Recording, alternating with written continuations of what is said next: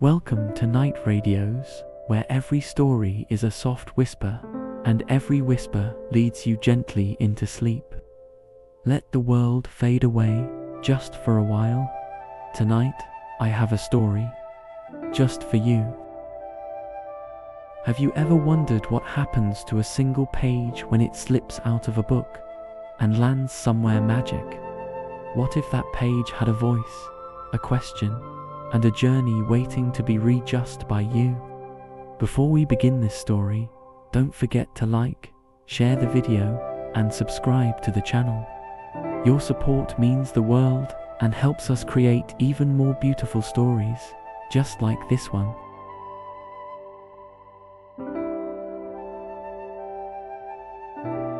The town had long since folded itself into sleep. Street lamps blinked slower than usual, as if they too were nodding off. Porches quieted, windows closed their eyes, and even the trees seemed to hold their breath. The moon round and gentle hung just above the rooftops, low enough to listen but high enough to keep secrets. A breeze meandered down the cobblestone streets, brushing gently against shutters and chimneys, like a careful hand pulling up the covers of the world. It tiptoed past mailboxes, nudged a rocking chair, and slipped under the crack of a door that never opened during the day. There, at the end of Sycamore Street, hidden just enough to be missed unless you were looking for it, sat a shop. Its windows were clouded with the kind of dust that only old stories know. The paint on the wooden sign had faded, but if the moonlight caught it just right, you could still make out the words, "The Midnight Bookshop." It never opened with a bell, never flipped a sign. It simply existed between the tick of one day and the hush of the next. When the town fell silent, the bookshop stirred. No one could say when the shop had been built or who had ever worked there. Most people thought it was just another shuttered storefront. But those who wandered late, those who couldn't sleep, who listened closely, sometimes caught the creak of its hinges opening right at midnight. Inside, the air was soft, like the moment between two pages turning. The bookshelves stood like old trees, worn but patient, with spines that curved from time and tenderness. Nothing in the shop moved quickly. Even the dust floated thoughtfully. There was no hum of electricity, no sharp light, only a warm amber glow that came from nowhere and everywhere at once. The pages didn't rustle because of any fan. They moved because they remembered being touched, remembered, fingers tracing lines, eyes widening, hearts quickening. It was a place where forgotten words sighed themselves, AWAKE. In a quiet corner near the back, where the shelves leaned into one another like neighbors telling bedtime secrets, lay something small, a single, loose page. It had slipped from a binding long ago. No one noticed when it happened. No dramatic flutter, no ripping sound, just a quiet departure, the way leaves let go in fall. The page had a name once. She remembered that. Somewhere between chapter 7 and the part where the protagonist learned to forgive his father, she had lived. But now, she was simply a page, unnumbered, untethered, alone. She rested against a patch of old wood, moonlight draping her like a soft shawl. Around her, books breathed in their sleep. A novel nearby murmured something about an unfinished sentence. A dictionary shifted its weight, as if looking for its purpose again. But none of them looked at her. Not really.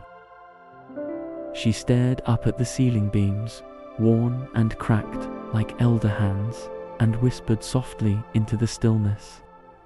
If I'm no longer part of a story, then what am I for?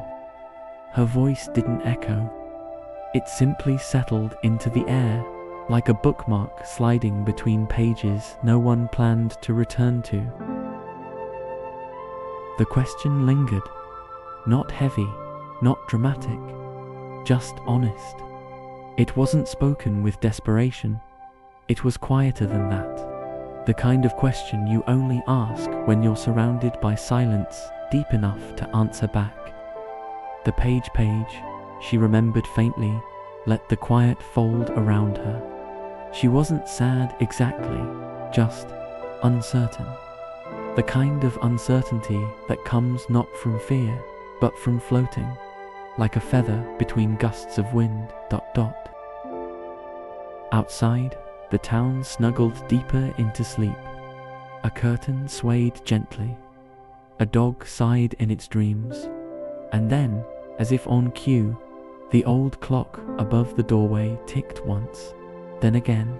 12 slow, deliberate chimes. They didn't ring like bells. They sounded more like breathing. With the final note, the shop did something no one outside would ever see. It inhaled. Not with lungs, but with longing. The shelves leaned in, the pages stirred, and even the dust paused mid-float. Somewhere in the rafters, a whisper passed from beam to beam. The bookshop was awake, and so was she.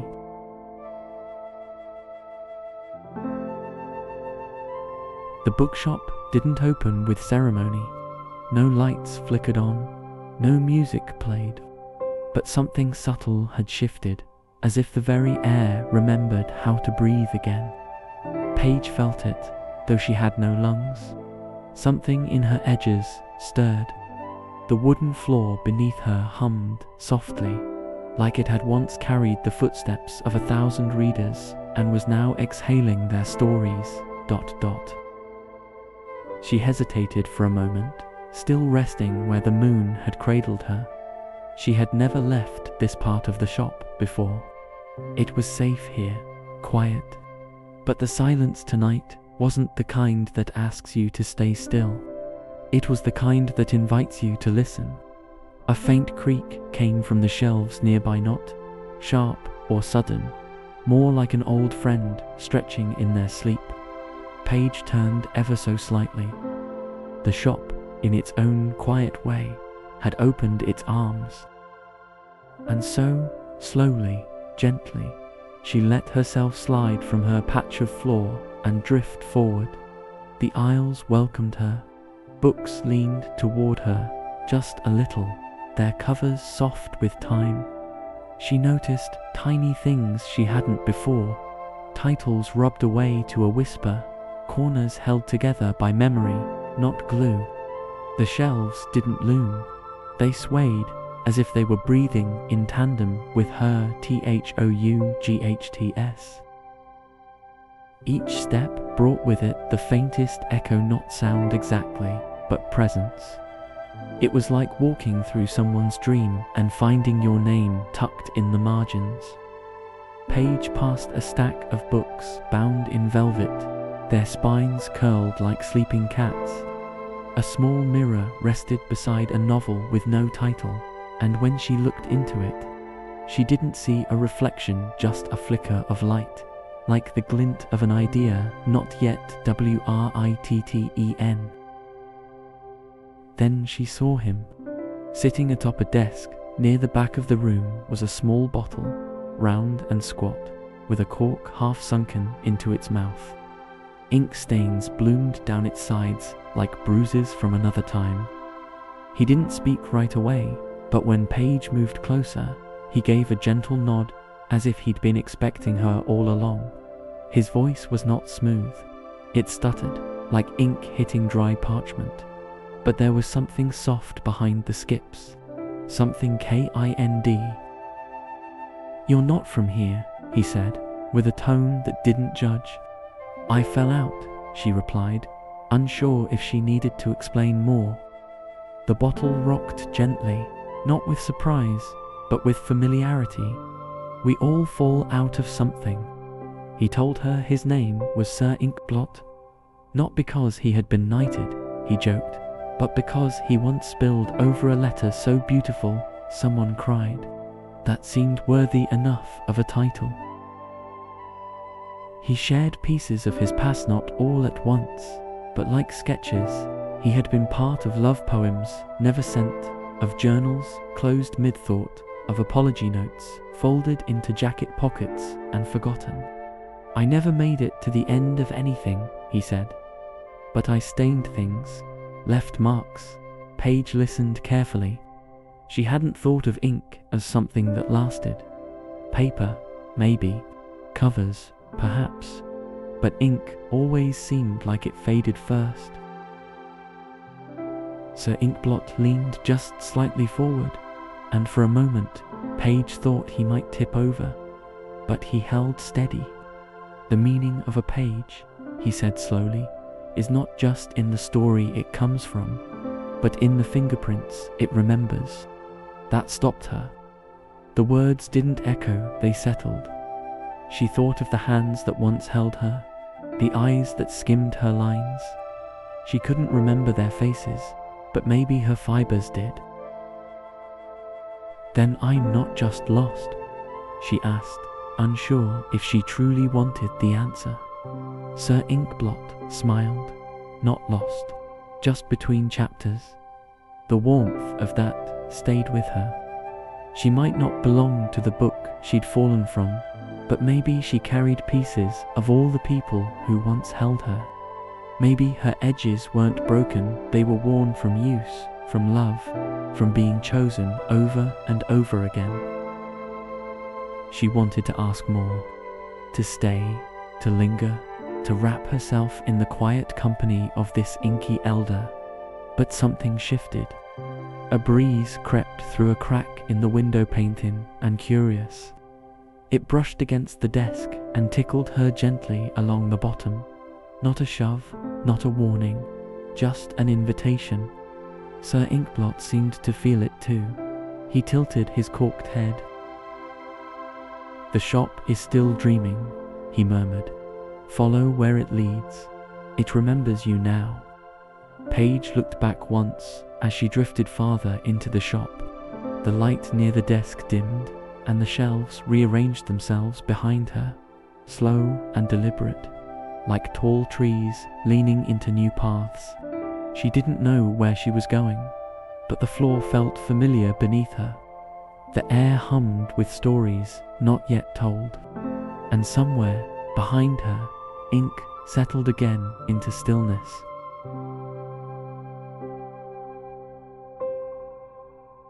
Paige followed the soft current of air through the shop, drawn by something she couldn't quite name. The further she went, the quieter everything became, not silent, just softer, like the hush inside an old attic or the pause between raindrops. The light dimmed gradually, not from the absence of lamps, but from the way dust danced in front of it, layering the air in gold. She found herself in a room set apart from the rest. The floorboards creaked more here, and the books were older, thicker, quieter somehow, as though they had finished speaking long ago but still remembered how. Shelves leaned against one another like elders whispering from shared weight. The air smelled of dried paper and forgotten warmth. In the far corner, beneath a tall window stained with age, was a reading chair. It sat slightly off-kilter, with one leg shorter than the others, and beside it, half resting against the faded cushion, was something unexpected. ... It was a book cover, just the cover, no pages, no title, no contents. The spine was bent and bowed, and what once must have been gold trim now glimmered only faintly in the dusty light. But there was dignity in the way it leaned, and a kind of kindness in its stillness, as if it had been waiting without complaint. Paige approached gently. She didn't want to disturb anything that had learned to be still for so long. "Hello," the cover said, her voice raspy but not weak, like a lullaby sung by someone who remembered every word by heart. Paige felt something tighten and soften at the same time. "I didn't know book covers could talk," she said, though by now she shouldn't have been surprised. "We don't always," the cover replied, "but sometimes, when we are remembered, we do." She introduced herself as Madame Hardback. Her name had once been stamped in foil, though the letters had long since worn away. "I used to hold a family saga," she said, not boastfully, just with the calm of memory. 3 generations read the story I carried. One spilled coffee on my edge. One wrote little notes in the margins. One fell asleep on me and dreamed. Paige felt a flicker of something, jealousy maybe, or longing. She looked at herself, still just a single page, loose and unanchored. "You held so much," she said softly. "I don't hold anything." Madame Hardback's spine curved a little more, like a shrug made of time. "We all carry something," she said. "Stories, names, goodbyes. But even when the story fades, the holding still matters." Paige didn't respond right away. She let the words settle around her like a shawl. She thought of the book she'd fallen from. She couldn't remember the plot, not clearly, only a sentence here and there, a feeling. She hadn't been the beginning or the end, maybe not even a turning point, just a page. "Does being without a book make me broken?" she asked, ... There was no judgment in her tone, only curiosity, a childlike wondering from someone who hadn't yet decided how to feel. Madame Hardback's voice was gentle, but firm. "No, dear, loose things often travel farther." Paige looked up. "What do you mean?" The old cover smiled not with lips, but with the soft light that bloomed across her surface, ... "Some pages are meant to be kept," she said. "Some are meant to be passed down, but others slip free because they are meant to move, to find places their books could never go." Paige hadn't thought of herself that way before. All this time, she'd imagined her looseness as a flaw, a mistake, something that made her lesser. But now, the idea fluttered softly inside her. Maybe she wasn't missing something. Maybe she was carrying something different. Madame Hardback seemed to know what she was thinking. "You may not hold a spine," she said, "but you still hold a story." Paige stepped closer. She didn't want to leave. There was comfort here, a kind of safety. But even as she settled into the quiet, something inside her itched to keep moving. As if reading her thoughts, Madame Hardback said, "Stay if you need to, but when you're ready, follow the dust. It always knows the way." Paige looked toward the narrow hallway beyond the chair. Light from the window stretched across the floor like a path drawn in soft chalk. "Thank you," she said.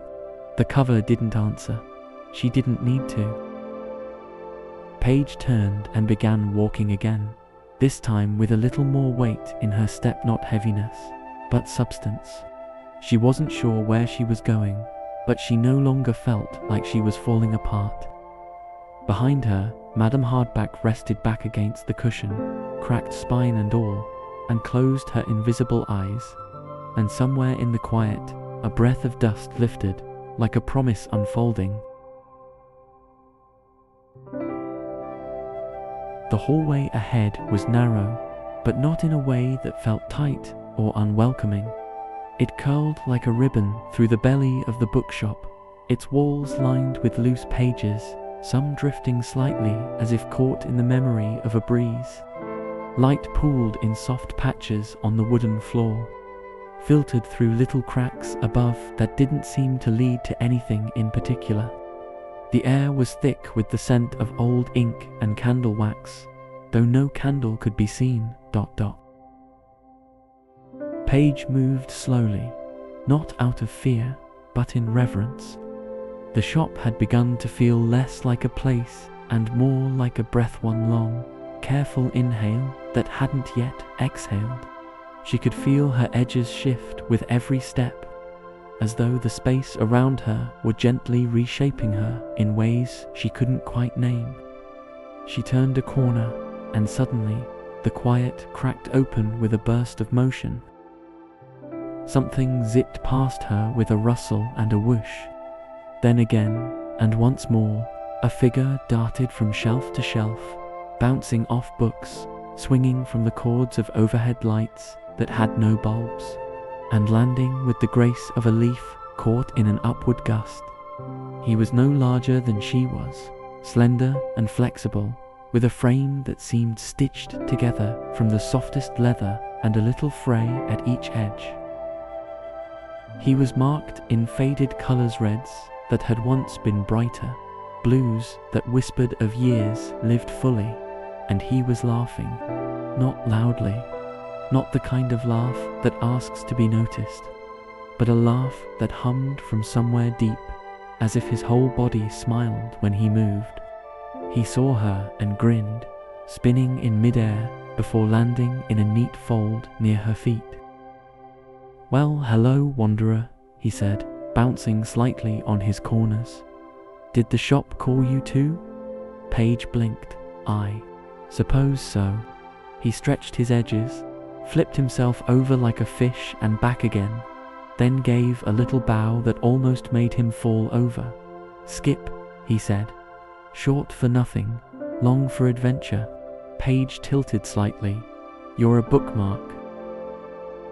"Among other things," he replied, puffing out his tiny, frayed chest. "I've marked endings, beginnings, places where readers cried, and pages that smelled like midnight."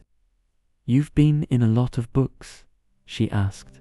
"Oh, dozens, maybe more. I don't count. I don't stay long enough to." Paige tilted again, curious. "Why not?" He gave a little hop onto a nearby stack of books and sat, legs dangling. "I used to think I was lost," he said. "Thought I kept slipping out. Thought something was wrong with me. But then I realized I wasn't made to stay. I was made to point, to pause, to hold someone in just the right place, and then move on." She let the thought settle. It didn't land gently. For her, the idea of not belonging anywhere had always been painful. But for Skip, it seemed like freedom. "You don't miss them?" she asked. "Of course I do," he said. "Sometimes I miss the warmth of being tucked in. I miss the silence when someone reads carefully. But I also love the wind. I love the in-betweens, the spaces no one notices, the breaths between chapters." Paige tried to picture what it would be like, not needing to be kept, not hoping to be returned. She had always thought meaning came from being part of something complete, from having a place, a role, a spine to rest against. "But how can you feel useful," she asked quietly, "if you don't stay anywhere?" He smiled in a way that made his whole surface shimmer. "Meaning isn't only in being read through," he said. "Sometimes it's in being found at the right place, right time. A pause in a storm, a finger pressed between thoughts, a reminder." Paige wanted to believe him. Part of her did. But another part still longed for roots, for pages that wrapped around her like a coat, for a title that told her who she was. Skip seemed to sense this. "You don't have to let go just yet," he said kindly. "Some of us travel first, some of us anchor, but all of us turn." He gave her a wink and leaped again, spinning through the hallway like a ribbon in a breeze. As he disappeared around a corner, Paige felt something stir. Hush, a breath, a pull. The air changed. A tiny gust slipped beneath her, lifting her gently before settling her back down. It didn't feel like a push. It felt like a suggestion. She turned, not quite knowing if she was following or choosing, but feeling spagily certain either way. As she stepped deeper into the twisting passage, the shop gave a faint shiver. It was almost imperceptible, but the floor beneath her creaked in a new way. The shelves leaned just slightly more than they had before. The walls murmured, not in words, but in tone. Something had shifted, not in her, but around her. Paige paused. Was it her footsteps that moved the shop, or was the shop moving for her? There was no answer, only a low, distant rumble that seemed to come from everywhere and nowhere at once. And in that moment, surrounded by books that breathed like trees, she understood only this. Something had begun, but what, she did not yet know. Paige had never thought the shop could change. Not like this. It had always felt still, gentle in its quiet, slow in its breathing. Even when it surprised her, it did so with warmth, with the soft curiosity of an old cat shifting its paws in its sleep. But now, something was different. Not loud, not sudden, just uncertain. She had meant only to retrace her steps, a small return, a comforting loop. She wanted to say goodbye to Madame Hardback, maybe ask Sir Inkblot one more question, just to feel something familiar beneath her something known. But the path she remembered was no longer there. Where there had been a narrow hall edged with fluttering pages and soft footprints in the dust, there was now only a smooth, pale wall. No books, no shelves, no chair. The reading nook where Madame Hardback had leaned so peacefully had vanished as if it had never existed at all. Paige blinked, slowly, as though her vision might rearrange what she was seeing. She turned back the way she came, hoping the view behind would make more sense. It didn't. The hallway she'd walked moments ago was thinner, darker, and folded oddly like a page bent before the ink had dried. For the first time since the clock had struck midnight, Paige felt something she hadn't let herself feel before. Fear. Not the kind that ran wild or screamed, but the kind that grew quiet and tight, the kind that whispered, not from monsters, but from being alone. She moved forward a few steps, then back again, trying to trace any edge that felt familiar. Nothing responded. The walls didn't lean as they had. The air didn't hum with old warmth. Even the dust seemed unsure of where to settle. She called out, not loudly, just enough to be heard if someone were near. Hello. Her voice didn't echo. It landed softly and vanished, like a pebble dropped into thick fog. Madame Hardback. Silence. Sir Inkblot. Nothing. Even Skip, who had bounced like laughter through the halls, didn't stir. She pressed herself gently into a corner beneath a crooked shelf, trying to feel small enough to disappear from the uncertainty. The wood above her creaked, but not in greeting, more like a sigh too old to finish. Paige curled in on herself, folding as tightly as her fibers allowed. Her thoughts felt heavy now, heavier than before, heavier than when she first fell out of her book. What if I wandered too far? She asked aloud, voice trembling like the last line of an unfinished poem. What if I wasn't supposed to keep going? No one answered. Only the quiet deepened, thick and still, as if the shop were holding its breath. She looked up toward the ceiling, hoping for light. Instead, a shadow passed over the glass above the moon, which had followed her so faithfully, slipped behind the cloud, leaving the room in a grey so soft it felt like forgetting. Paige felt something sink inside her. Her question returned, but this time it wasn't gentle. It came sharp and full, as though it had been waiting in the dark for her to be still enough to hear it. ... If I don't belong to any book, she whispered, and no one remembers me, do I still matter? The question didn't echo either, but it settled deeper.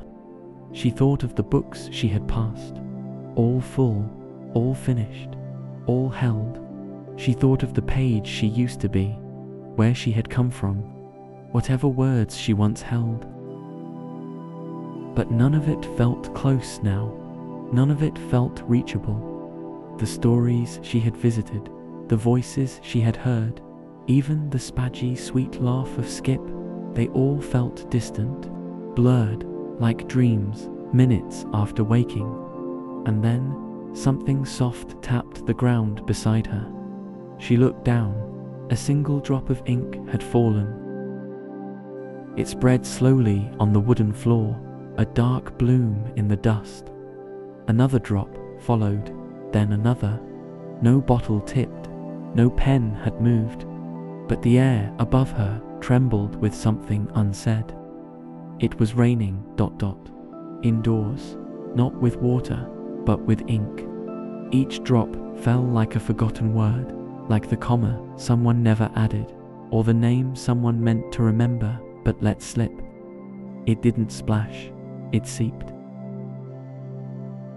Paige stayed beneath the shelf, motionless.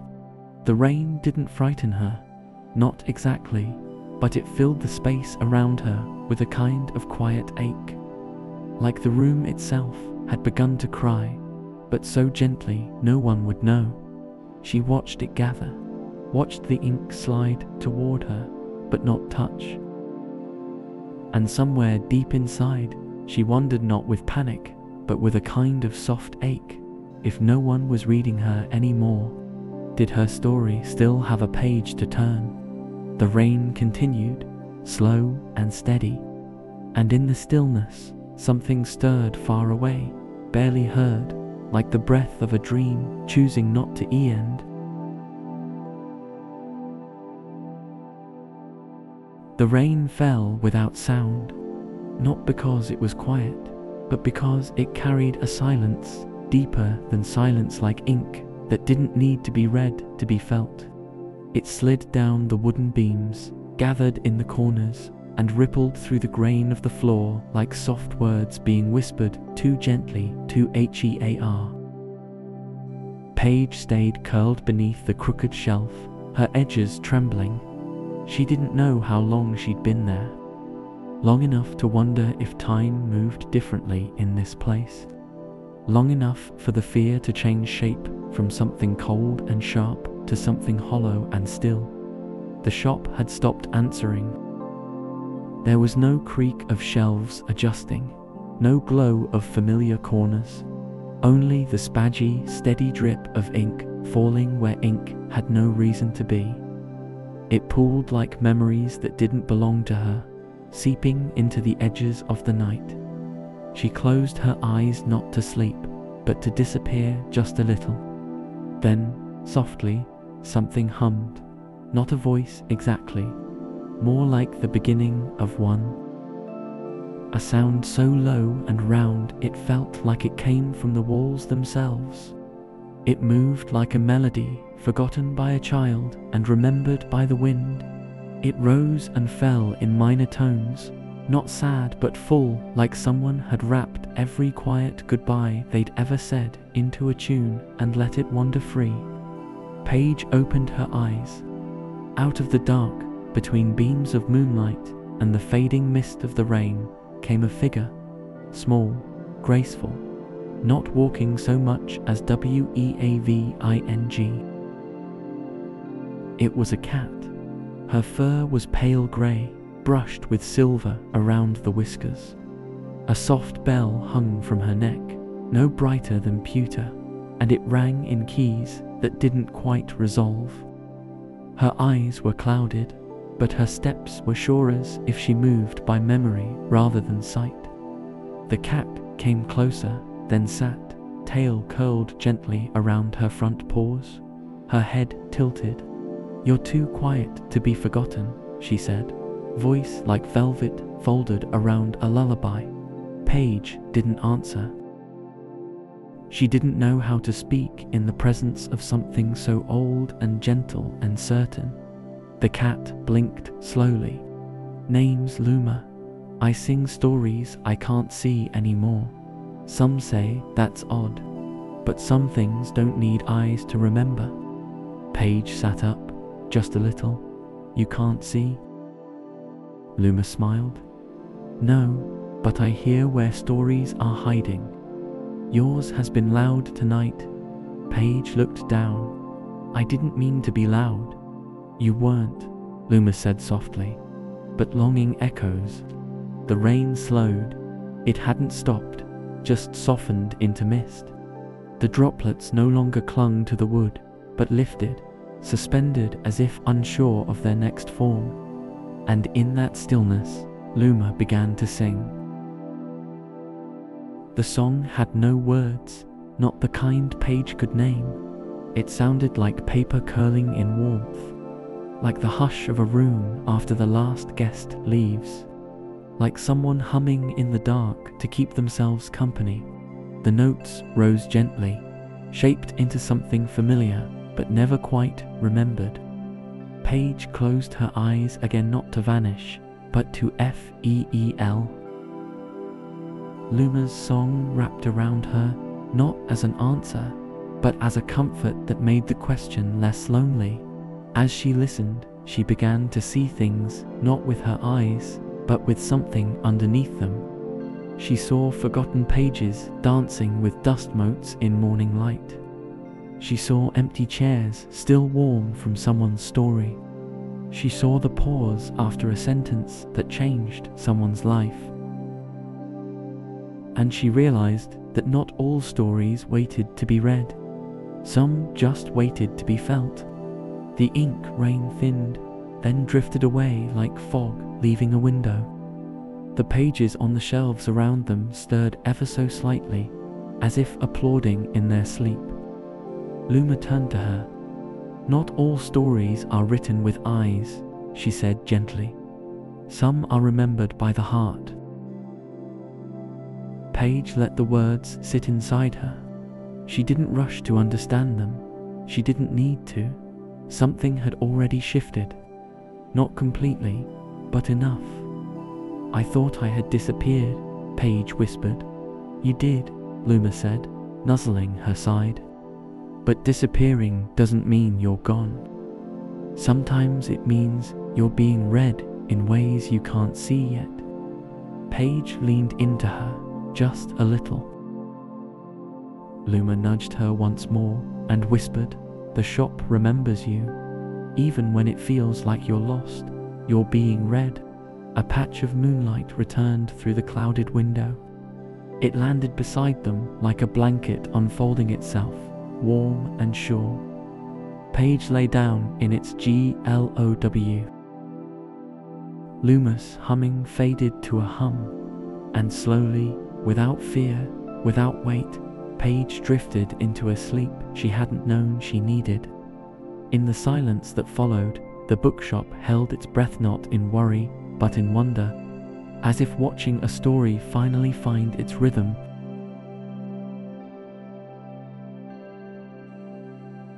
The rain had long since become mist, and the mist had softened into hush, wrapped in moonlight and a lullaby she no longer heard but still felt.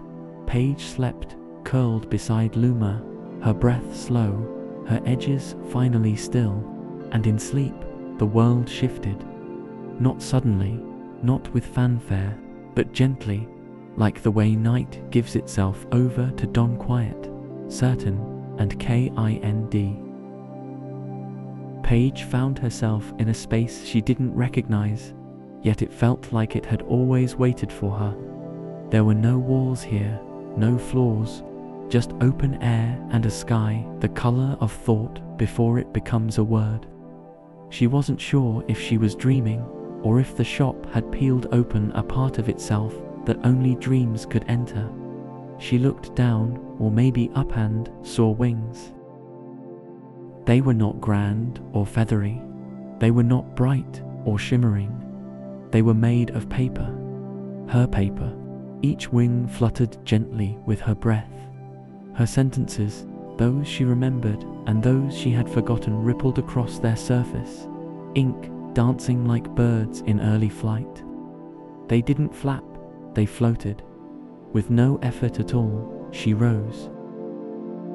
The bookshop lay beneath her, its roof stitched with ivy and thyme. Chimneys puffed out more than smoke, they exhaled stories, soft and curling, drifting like warm memories into the open sky. She saw light slip through the windows, not as brightness, but as little rivers of wonder. It was not just a place, now it was alive, and she could see it breathing. Page drifted higher. Each beat of her wings felt like a page turning without hands. Around her, sentences long forgotten twirled in the air. She saw lines of poetry brushing against treetops, metaphors painting clouds, and questions wrapping themselves around chimneys like ribbons, searching for a reply. She floated toward a quiet house near the edge of the dreaming. Inside, a child sat on a window ledge, legs curled beneath a heavy blanket. A book rested in his lap, unopened. His eyes weren't on the pages, but out toward the sky, toward something he didn't yet understand he needed. Page hovered closer. She didn't speak, at least not aloud, but something in her opened. Something in her reached. The wind caught her breath and carried it down, slipping through the crack in the boy's window like the last note of a lullaby you almost remember. He didn't startle, he simply exhaled and smiled. Page watched his fingers curl around the book again, not to read it, but to hold it, as if the comfort didn't come from the story it told, but from knowing that stories still existed. She hovered a moment longer, the dream folding itself gently around them both. Then, like all dreams do, it began to blur. She felt herself being drawn back, not pulled, but invited. The sky grew softer, the light became velvet, her wings thinned into whispers, and then the bookshop returned. She woke slowly, the way petals open to light they trust. The floor beneath her was warm. The mist was gone, and the wood glowed faintly, as if it had been lit from the inside. Page didn't rise all at once. She stretched first, not physically, but inwardly. Something in her had widened. Her corners no longer felt frayed. Her edges didn't ache. She didn't feel like a piece of something missing anymore. She felt complete. Not because she had returned to anything, but because something inside her had unfolded. Luma, still curled beside her, stirred. Her eyes, though sightless, turned gently toward Page. "Sometimes dreams are not where we escape," she said softly, "but where we remember." Page didn't reply. She didn't need to. The shop hummed around them, a sound that wasn't quite music, but wasn't only quiet. Shelves eased themselves into new shapes. Books tilted toward one another, like friends returning to a long-forgotten conversation. The dust sparkled, not as mess, but as memory. And then, from the front of the shop, a soft bell chimed. Not sharp, not startling, just enough to say someone had entered. Page turned her gaze toward the sound. Something was beginning again, or maybe something had been waiting for her all along, and now she was ready. The bell above the door barely made a sound. It was a hush disguised as a chime, a suggestion that someone had crossed a threshold without disturbing the air too much. The bookshop, ever sensitive to quiet things, noticed. Paige turned toward the entrance. A boy stood in the doorway. Not tall, not small, just the kind of size that still fit comfortably under blankets and behind curtains.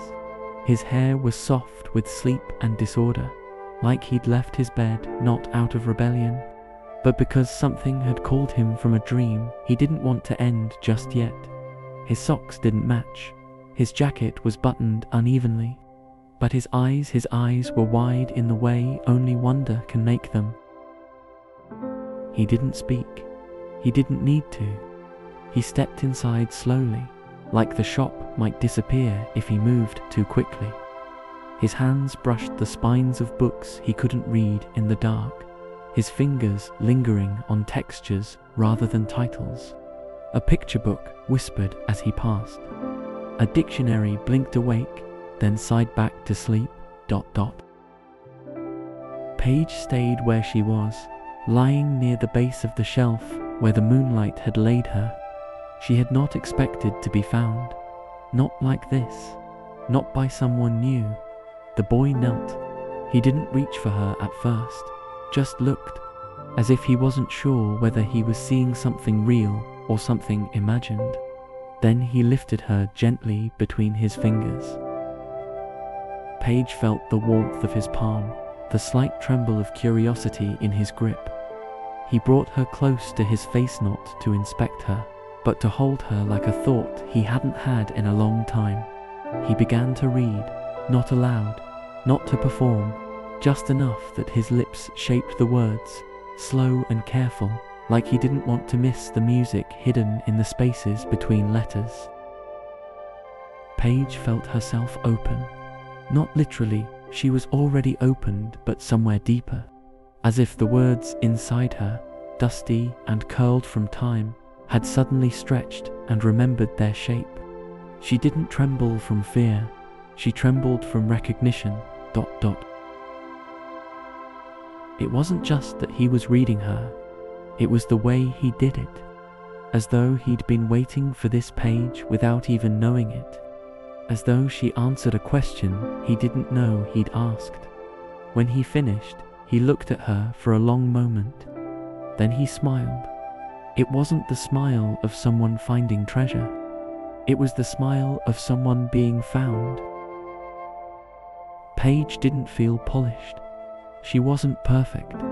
Her ink had faded in places.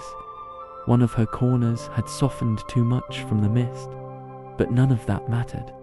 He smiled because she was exactly what he needed. He folded her, just slightly, along a crease that already existed.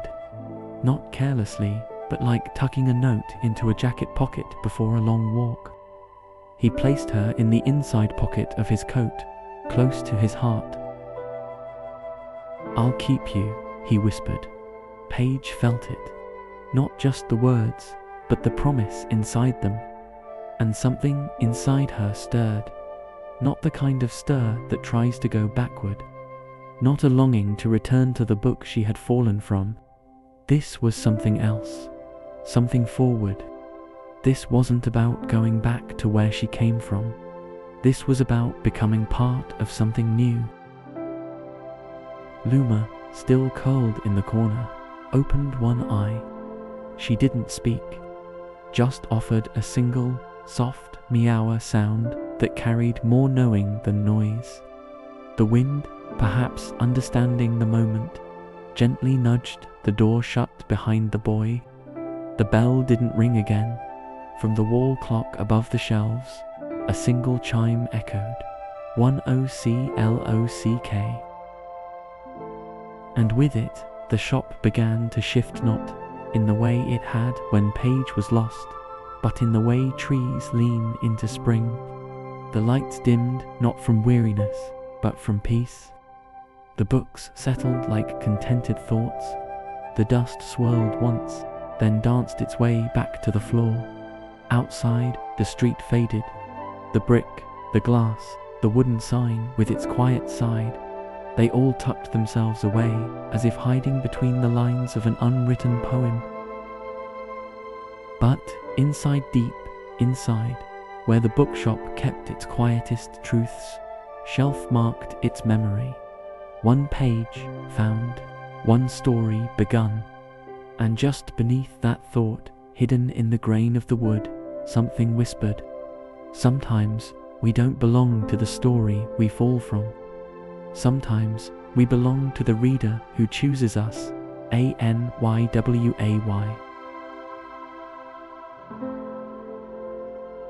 The boy moved through the night with quiet feet and careful hands. The shop had already vanished behind him, folded back into the shadows as if it had never been there at all. But Paige remained, tucked close to his chest, inside the warm lining of his coat, feeling the rise and fall of his breath like the rhythm of a lullaby. She was no longer lying alone on a shelf, no longer waiting for someone to notice her. She had not returned to her old book, nor had she found a new one. Instead, she found herself inside something entirely different, a journey not made of ink or paper, but of footsteps, streetlights, and the hush of a world almost asleep. The city was quiet in the way that only late hours can be. Street lamps cast wide pools of yellow light, soft as spilled honey. Leaves rustled gently on trees above, stirred now and then by a breeze too polite to interrupt. A cat crossed the sidewalk without urgency. Somewhere, a window hummed with a lullaby playing just for one. The boy walked slowly, as if the act of carrying her required its own kind of reverence. With every step, Paige felt the shifting of his coat around her, the subtle movements of someone who was holding more than just paper. He turned onto a narrow street where the pavement curved and a low wooden bench waited beneath a sycamore tree. The branches arched above like an umbrella stitched with stars. He sat down carefully, like the night itself might break. Paige felt the air shift as he unbuttoned his coat. Light from a nearby lamppost fell across his lap as he reached into the inner pocket and drew her out, unfolding her slowly with both hands. His fingers traced her lines. Then, with a small breath, he read, ALOUD.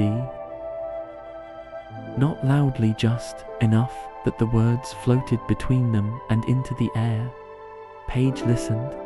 She had never heard herself this way before, not as an idea or a question or a page misplaced, but as something alive. The boy didn't stumble. He didn't rush. His voice held a quiet hesitancy, like each word mattered just enough to deserve its own space. Paige felt each syllable land softly in the night around them. Her own words, fragile, unsure, once silent, were now given weight and warmth. They filled the space beneath the tree. They brushed the leaves. They made the bench a place of listening. She was no longer hidden. She was heard. When he finished, the boy didn't say anything right away. He just looked at her, not as a tool or an artifact, but as something he now carried inside himself. Then, carefully, he opened a sketchbook from his bag. Its pages were worn and full spirals of pencil lines, splashes of color, names scribbled in the corners. He turned past drawings of trees, stars, and rain boots, past half-finished poems and song lyrics scrawled in crooked cursive. He stopped at an empty page and laid her there. Paige saw them, then the others, scraps of things, bits of life, a ticket stub from a train that probably left late, a corner of a birthday card, a napkin with the outline of a whale drawn in blue pen, each one a fragment, unbound, unlabeled, and yet all kept. Paige didn't feel out of place among them. She felt surrounded, connected, not by a spine or glue, but by something gentler, a kind of trust. She realized she wasn't the only loose thing he had kept. She was one among many pieces of a life that didn't always fit neatly, and that, somehow, made her feel more whole than she had ever felt inside a bound book. The boy smiled to himself, as if her presence on that page finished something he didn't know he'd started. He closed the sketchbook, held it to his chest, and leaned back against the bench. Above them, the lamplight flickered once, then again, and from the edge of the light, a firefly appeared. It floated lazily through the air, blinking with no urgency. It hovered above the boy, then dipped gently toward the sketchbook and landed on the cover. Paige glowed, not in a way that anyone else could see, but in the way that memories sometimes do, quietly, deeply, like warmth beneath a blanket on a cold night. Inside the coat, tucked among drawings and dreams, she didn't feel like a page anymore. She felt like a story still being written. And in the soft rustle of leaves overhead, the night made room for her glow. The sky didn't rush. It opened slowly, like a yawn behind clouds. First came the softest grey, the kind that barely counts as light, then a touch of gold, stretched thin like honey over toast. No alarms, no sharp changes, just a quiet easing, as if morning understood that not everything is ready to wake at once. Paige lay inside the sketchbook, folded gently between pages that smelled of pencil lead and possibilities. She did not expect to still be there. In fact, some quiet part of her had prepared to vanish, to melt back into dream as the boy woke and rubbed sleep from his eyes. That's what stories did, didn't they? They flickered at night and disappeared by daylight. But the light came, and she remained. She was still there. The warmth of the boy's pocket lingered around her, as if kindness had a temperature. His coat, now slung over the back of the bench, still held her safe and tucked. The world outside the sketchbook was full of birdsong, the kind that doesn't beg attention but gently reminds you that morning has arrived.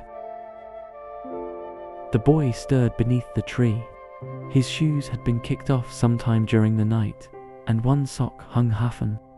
He blinked at the branches above him, blinked again, and then sat up, reaching immediately for the sketchbook like someone retrieving a dream before it slipped away. He flipped to the page. There she was. His smile came slowly, lazy, lopsided, completely sincere. He touched the edge of her paper, smoothing it with his thumb. "You're still here," he whispered. Paige felt something settle, not like dust, but like trust.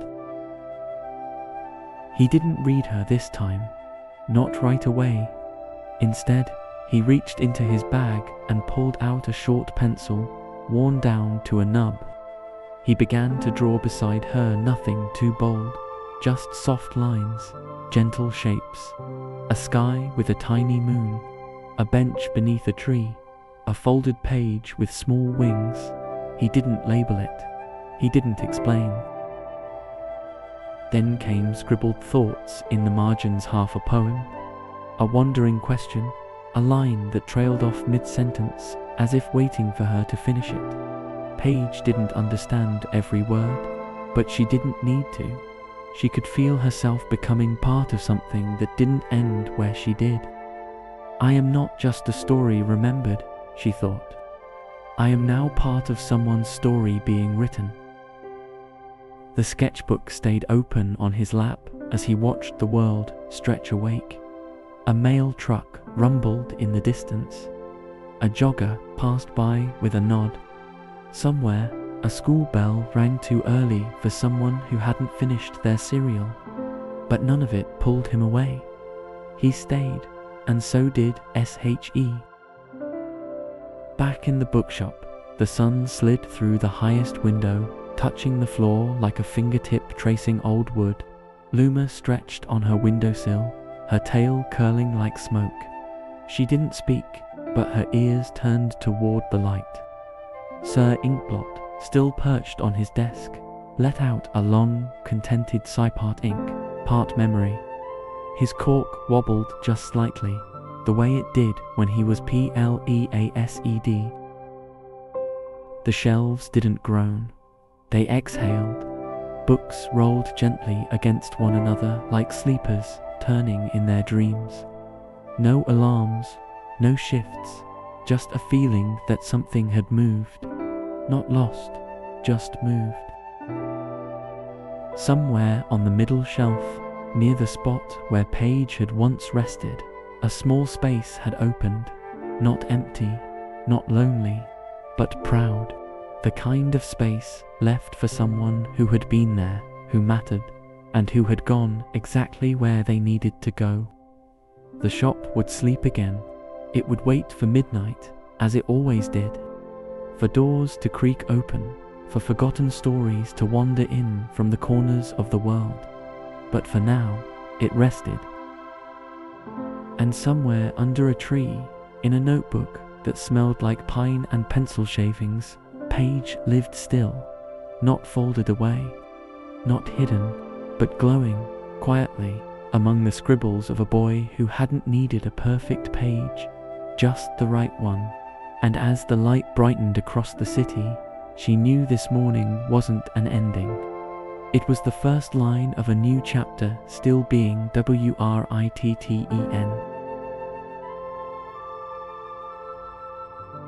Time passed in the way it always does when something beautiful is quietly unfolding, not quickly, not loudly, but with the hush of something that knows it belongs. The boy kept carrying Paige, sometimes in the front pocket of his hoodie, sometimes slipped between pages of a sketchbook already swollen with wonder, and sometimes simply in his hand, folded softly so that her corner peeked out like a thought he didn't want to lose. They went everywhere together. To school, where she hid in his backpack beside a sandwich and a half-sharpened pencil. To the library, where he placed her gently on the table before beginning a new drawing. And home, where he'd read her again when the house grew quiet and the hallway light spilled in under his door. One night, his little sister crawled into bed with a stuffed animal she claimed was magical. He read Paige's words to her in a voice that didn't try too hard, just enough for her to settle in and listen. The girl didn't ask where the story came from. She just smiled sleepily and whispered, "I like the part where she remembers she's not lost." And then, one morning, he turned Paige into a hero in a comic strip. He gave her wings made of leaves and boots made of book corners. She leapt from cloud to cloud, delivering forgotten words to people who had almost forgotten how to speak kindly. He colored her cape green and gave her a name she never heard before, but somehow it felt right. Paige didn't mind being changed. She didn't feel erased. Each new version of her was still her, just stretched by love and shaped by imagination. She had become something more than a page. She had become part of someone's world. One afternoon, the boy walked a path he hadn't taken in days. Past the little bookstore that only opened at midnight. Past the statue of the reading owl, and finally, back to the bench. The bench where it had all begun. It looked the same wooden slats, smoothed by years of waiting, a lamppost still humming nearby. But something had changed. He noticed it just as he was about to sit. A small green sprout had pushed its way through a crack in the pavement beneath the bench. rising shyly toward the light. It was thin, but determined, its tiny leaves trembling with effort. He smiled, crouched down beside it, and brushed a little dirt away from the base. "I remember this place," he said softly. He reached into his pocket and unfolded page carefully. Her edges were a little softer now, her ink gently faded from sunlight and hands and breath, but she still held her shape. For a long moment, he just looked at her.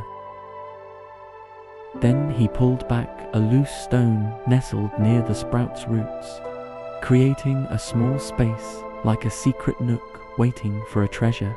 He slid page inside, not folded sharply, not crumpled, just tucked with care, like planting a story instead of a seed. "Someone else will find you," he whispered. He replaced the stone gently, brushing the dirt smooth again. Paige did not feel left behind. She did not feel forgotten. She felt full. Full of breath, of footsteps, of fingers tracing her words. Full of laughter, of lullabies hummed between shared blankets. Full of light that leaked from sketchbooks, and of questions scribbled in the corners of dreams. She wasn't being buried. She was being trusted to keep growing. The boy stood, brushed off his knees, and looked one more time at the bench. He didn't sit this time.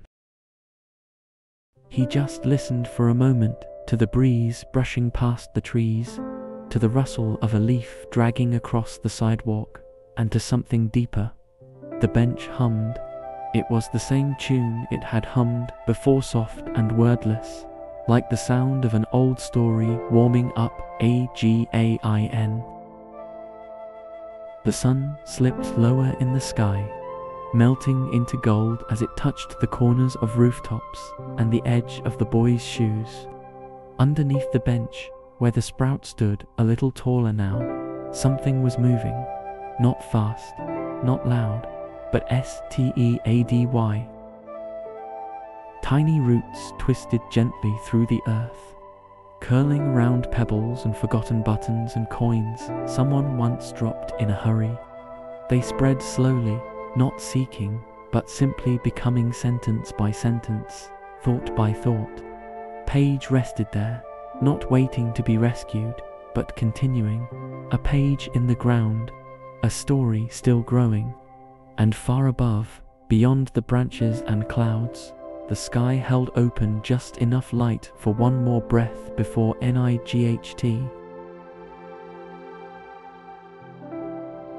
Night returned, not as a shadow, but as a friend pulling up the covers.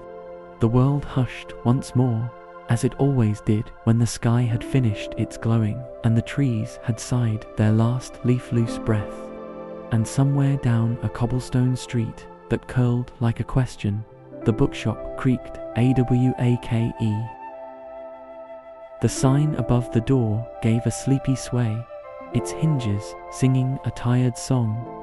The windows blinked open, letting moonlight pour in like a promise. Dust lifted itself in small, shimmering spirals, remembering how to dance. On the windowsill, Luma stirred. Her paws stretched out into the starlight, one by one, and her silver whiskers twitched as her little bell sang a single soft note high, light, and perfectly round. She didn't meow, she didn't speak, but she turned her cloudy eyes toward the heart of the shop and listened. The books rustled. Not all at once, not loudly. They turned in their sleep, some flipping a page, some sighing open just enough to breathe. They knew something had shifted. They felt it deep in their spines. Something had ended, and something had begun. A gust of wind slipped through the open doorknot, cold, not wild, but full of scent. It carried the memory of rain on sidewalks, the faintest swirl of fresh ink, and underneath it all something green. the kind of green that belongs to things just beginning to grow. The wind circled once, brushing past shelves and corners, and settled in the center of the room where the wood was worn smooth by years of quiet. There, a space glowed. It wasn't filled with books. No spine rested there. No cover stood guard. It was simply space open, soft, waiting, but not empty. It pulsed with something gentle, a memory, a page once held, a warmth not forgotten. And just then a voice spoke. Not loud, not certain, a child's voice. Maybe yours, maybe someone else's. Will she come back? No one answered right away. Not Luma, who only flicked her tail and let her bell chime once more. Not the books, who simply shifted closer together, as if sharing the question among themselves. But the shop.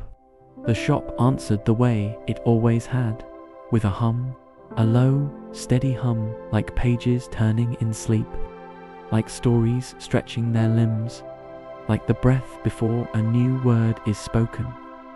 And in that hum, the question didn't vanish. It settled, because not all answers need words. Outside, the stars yawned wide across the sky, stretching their light before curling into their quiet places. The clouds, soft as thought, tucked themselves in, and from the corner of the shop, near the place where forgotten dreams sometimes perch, a voice warm as bedtime, soft as thread, whispered, "If ever you feel like a loose page, remember, the world is full of readers, looking for just one sentence to hold," double quotes. The lights dimmed, the shelves quieted, the ink bottles blinked, their lids closed, and the shop began to sleep.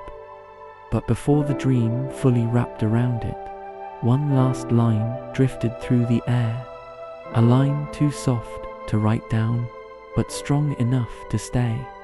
So sleep now, little dreamer. Even the stories must rest before they are told again. And maybe we're all a little like Page, a single page drifting through the world, unsure of where we belong till someone reads us, holds us, and adds us to their story. So here's a question for you. If someone found your page today, what part of your story would they read first? Tell us in the comments below, we'd love to hear ... And if this story touched something quiet in you, don't forget to subscribe to Night Radios, because some stories aren't just meant to be told, they're meant to be felt. And we'll be here every night, waiting to whisper the next ONE.